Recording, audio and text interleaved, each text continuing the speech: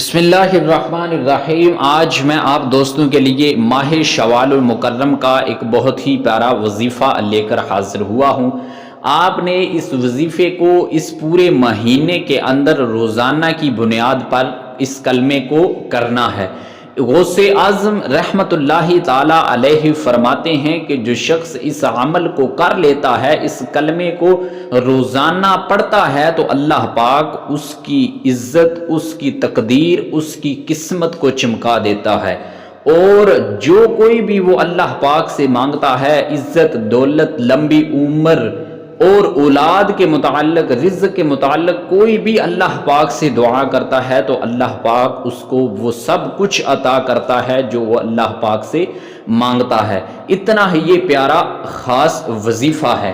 تو چلتے ہیں، اپنے عمل کو شروع کرتے ہیں۔ اس سے قبل آپ سے گزارش ہے کہ اس ویڈیو کو لائک بھی کیجئے گا اور ہمارے اس چینل کو سبسکرائب بھی ضرور کیجئے گا، تاکہ روزانہ کی بنیاد پر آپ کو نئی سے نئی اپڈیٹ مل سکیں۔ تو چلتے ہیں، عمل کو شروع کرتے ہیں۔ آپ نے اس ماہ شوال المکرم کے پورے مہینے کے اندر لا الہ الا اللہ، یہ ایسا کلمہ ہے کہ اس کلمے کو پڑھ لینے کے بعد اللہ پاک سے جو بھی انسان جو کچھ بھی مانگتا ہے، اللہ پاک اس کو عطا کرتا ہے۔ یہ ذکر الہی ہے، یہ ایسا کلمہ ہے کہ دل سے جو اخلاص کے ساتھ اللہ پاک سے اس کلمے کا ذکر کرنے کے بعد جو مانگتا ہے، اللہ پاک اس کو عطا کرتا ہے۔ بہت ہی آسان عمل ہے۔ آپ نے اس عمل کو شروع کرنے سے پہلے تین مرتبہ اول و آخر درود پاک پڑھنا ہے۔